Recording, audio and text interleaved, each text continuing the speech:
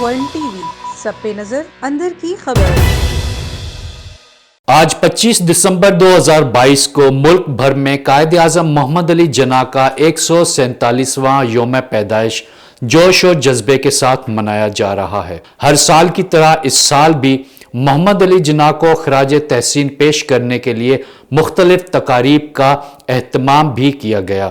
بابائے قوم قائد اعظم محمد علی جناح 25 دسمبر 1876 کو سندھ کے موجودہ دارالحکومت کراچی میں پیدا ہوئے۔ انہوں نے ابتدائی تعلیم کا آغاز 1882 میں کیا۔ 1893 میں اعلیٰ تعلیم کے حصول کے لیے انگلینڈ روانہ ہوئے، جہاں سے انہوں نے 1896 میں وکالت کا امتحان پاس کیا اور بیرسٹر کی ڈگری حاصل کرنے کے بعد وطن واپس آئے۔ بابائے قوم نے اپنی سیاسی سرگرمیوں کا آغاز 1906 میں انڈین نیشنل کانگریس میں شمولیت سے کیا، تاہم 1913 میں محمد علی جناح نے آل انڈیا مسلم لیگ میں شمولیت اختیار کر لی۔ اس دوران انہوں نے خود مختار ہندوستان میں مسلمانوں کے سیاسی حقوق کے تحفظ کی خاطر 14 نکات پیش کیے۔ کراچی میں جناح پونجا کے گھر جنم لینے والے اس بچے نے برِ صغیر کی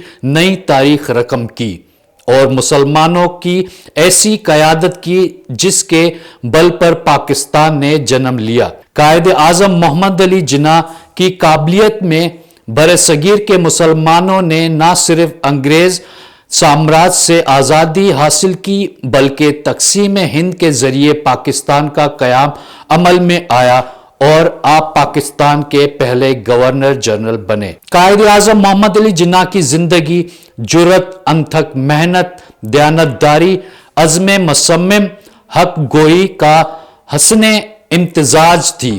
برِ صغیر کی آزادی کے لیے بابائے قوم کا موقف دو ٹوک رہا۔ نہ کانگریس انہیں اپنی جگہ سے ہلا پائے اور نہ ہی کوئی انگریز سرکار انہیں خریدنے میں کامیاب ہوئی۔ مسلمانوں کے حقوق اور علیحدہ وطن کے حصول کے لیے انتھک جدوجہد نے قائد اعظم کی صحت پہ منفی اثرات مرتب کیے۔ 1930 میں انہیں تپِ دق جیسا موذی مرض لاحق ہوا، جسے انہوں نے اپنی بہن محترمہ فاطمہ جناح اور چند قریبی رفقا کے علاوہ سب سے چھپائے رکھا۔ قیام پاکستان کے ایک سال بعد 17 ستمبر 1947 کو محمد علی جناح خالق حقیقی سے جا ملے۔ قائد اعظم محمد علی جناح رحمۃ اللہ علیہ نے اپنی زندگی کے آخری ایام انتہائی تکلیف دہ صورت میں گزارے۔ ان کا مرض شدت پر تھا اور آپ کو دی جانے والی دوائیں مرض کی شدت کم کرنے میں ناکام ثابت رہیں۔ ان کی رحلت کے موقع پہ انڈیا کے آخری وائس رائے لارڈ ماؤنٹن بیٹن کا کہنا تھا کہ اگر مجھے معلوم ہوتا کہ جناح اتنی جلدی اس دنیا سے کوچ کر جائیں گے تو میں ہندوستان کی تقسیم کا معاملہ کچھ عرصے کے لیے ملتوی کر دیتا۔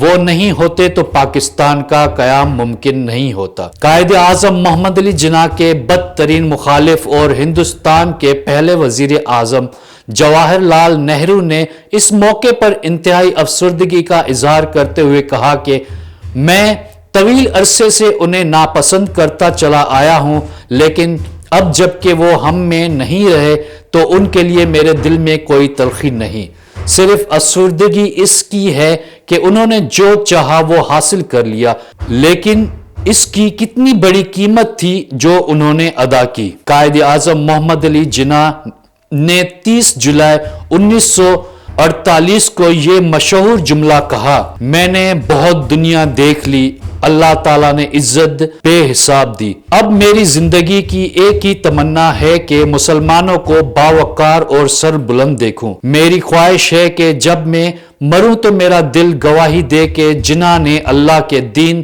اسلام سے خیانت اور پیغمبر اسلام حضرت محمد صلی اللہ علیہ وآلہ وسلم کی امت سے غداری نہیں کی۔ پاکستان زندہ باد۔ ون ٹی وی سب پہ نظر اندر کی خبر۔